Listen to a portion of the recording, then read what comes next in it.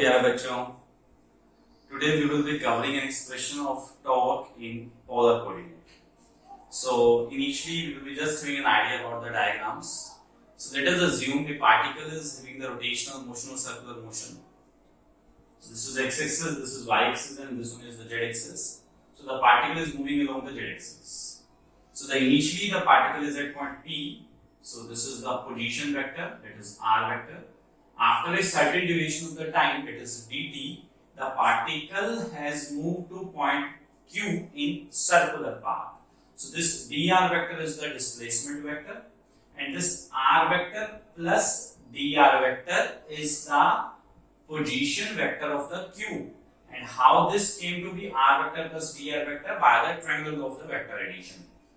R vector plus dr vector is equal to a vector in the opposite direction. So this plus this is equal to this. So r vector plus dr vector. This plus this. Okay, right. So d theta is the angular displacement. The particle when moved from P to Q, he has covered an angular displacement of d theta. The particle has covered the angular displacement of d theta. Theta is the angle which the initial position vector is making with the x-axis, and the line of action of the force is making an angle of alpha with the x-axis, right? So this d is the distance, perpendicular distance between the line of action of force and axis of rotation. In order to make our diagram simpler, I have just represented this f here. So this f is making an angle of alpha with the x-axis. So here is the alpha, and this is the rectangular resolution of the force. Fx is the horizontal component and phi is the vertical component. In a very similar way, I have just resolved r. So this is r. R is making an angle of theta with the horizontal. So this is angle is theta. Here x is the horizontal component and y is the vertical component. So in the earlier derivation of the torque in Cartesian coordinate, we have obtain an expression for the torque. So we will be using that expression in this derivation. So from the Cartesian coordinate, we know that torque is equal to x fy minus y fx. So this expression we have already derived in the last class, right? So now in order to derive the expression for torque in the polar coordinate, we simply have to put the values of four variables in this equation, that is x, fy, y and fx. The derivation is very simple. I simply have to find out the values of these four variables, and after obtaining the values of these four variables, I will be just putting these in the above equation, and by simplifying it, I will be getting my final expression. Okay. So from the rectangular resolution of the vector, as fx is the horizontal component and alpha is the angle which the force is making with the fx or x-axis. So what will be the value of the fx? Fx comes to be f cos alpha, as fx is along the alpha. So this will be the cos component. Fx is f cos alpha. In the very similar way, fy is equal to f sin alpha. The same resolution we will be doing for the position vector r. Here we will be obtaining the value of the x and y by the rectangular resolution. So x comes to be, as it is the horizontal component and theta is along the horizontal, so it will become r cos theta, and y is equal to r sin theta. Now we will be putting the values of this fx, fy, x and y in the above equation. So by simply putting the values of all these four variables in that above equation, we will be getting torque is equal to, it is x, the value of x is r cos theta, fy f sin alpha minus r sin theta, y. Fx is f cos alpha, f cos alpha. So in the above equation, rf is common in both the part. So I am just taking rf common from here. Rf cos theta sin alpha minus sin theta cos alpha. in order to make our expression simpler, I'm just rearranging the thing. I'm writing this sine alpha in the first part.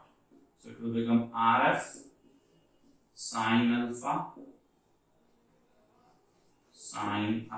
cos theta minus same we are writing cos alpha आधी attendant of the sine theta, cos alpha sine theta. So see, here become the formula of sine A minus B. Sine A cos B minus cos A sine B. Sine A cos B minus cos A sine B. So this will become the formula of sine A minus B.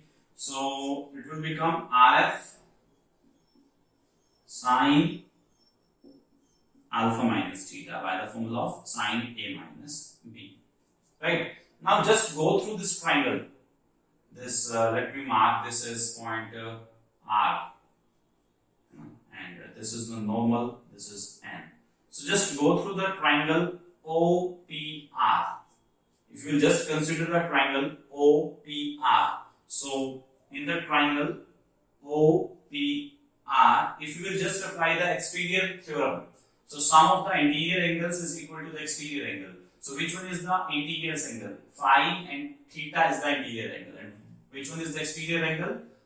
Alpha is the exterior angle. So by applying the exterior theorem, sum of the interior angle is equal to the exterior angle. So phi plus theta is equal to alpha. So what will become alpha minus theta? So phi is equal to alpha minus theta. So by just putting the value of the alpha minus theta here, what we will be getting? We will be getting torque is equal to RF sine phi. This is our one expression, the torque in polar coordinate. In terms of the vectors,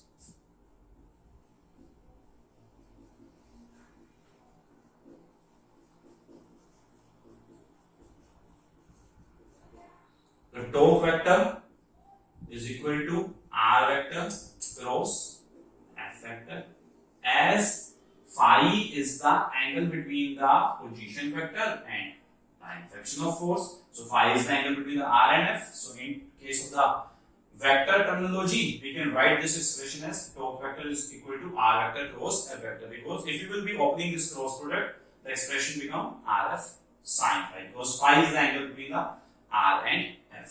So this is one more result in the polar form. And now just analyze this part, RF sine phi. So considering the triangle, this, let me draw this D here. This is D here. This is D, and here comes N.